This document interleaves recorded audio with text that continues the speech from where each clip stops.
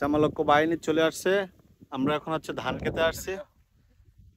এই যে বিভিন্ন বিভিন্ন দেশের থেকে এরা আসছে আজকে আমাদের এই যে বাংলাদেশে ধান দেখতে। তো আমরা এখন সামনের দিকে যাচ্ছি, আর এই যে চামালক্য বাহিনীরা আসতেছে।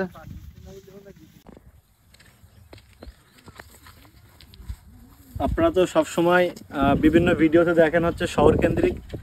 আজকে হচ্ছে আমি গ্রামে আছি ঈদের ছুটিতে। তো আজকে আমি এখন মানে যেখানে দাঁড়িয়ে আছি এই জায়গাটা হচ্ছে দেখতে পাচ্ছেন চারি সাইডে ধান আর ধান।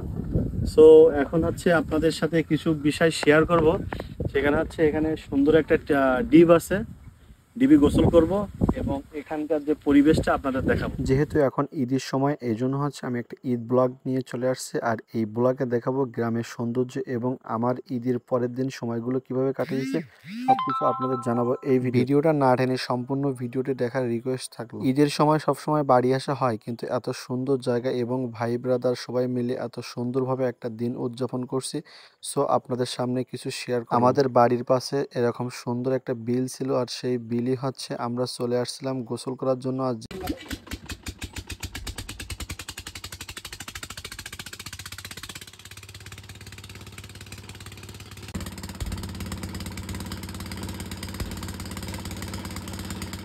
আমরা যখন বিলে আসছিলাম আর এখানে ওইরকমভাবে পানি নিয়ে আসিনি, তো ডিবির থেকে পানি উঠতেছিল, মানে কল থেকে পানি উঠতেছিল, সেই পানি আমি খাচ্ছিলাম, আপনারা দেখতে পাচ্ছেন। আর এখানের পানি অনেক ভালো এবং আমরা অনেকে এই পানি খাওয়া দাওয়া করি এবং গোসল করি।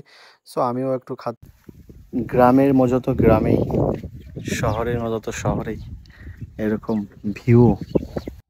যেহেতু এখন গরমের সময়, আর গরমের সময় পানির খুবই সমস্যা দেখা দিচ্ছিলো, এই জন্য ওনারা অনেক ট্রাই করতেছিল। তাই আমরা সেই সময়টা ভাইরা সবাই মিলে একটু লুডো খেলতেছিলাম, অনেক সুন্দরভাবে উপলব্ধি করতেছিলাম এত সুন্দর একটা জায়গায়। আপনারা অবশ্যই কমেন্ট করে জানাবেন যে আপনাদের কাছে কেমন লাগতেছে এই ভিডিওটা দেখে। তো আমরা অনেকক্ষণ বসেছিলাম, যে পানি উঠতেছিল না, কারণ আমরা গোসল করবো এই জন্য হচ্ছে মূলত আসা।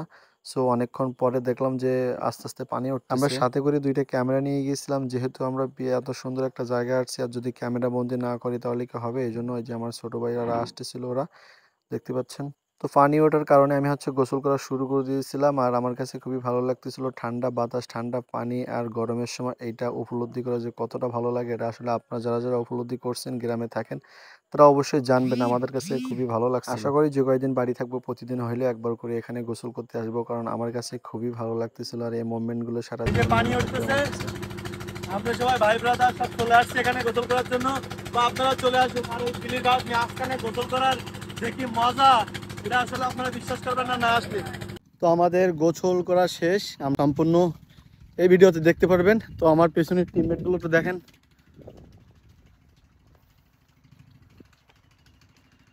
সবাই গোসল টোসল করে আস্তে আস্তে আসতেছে।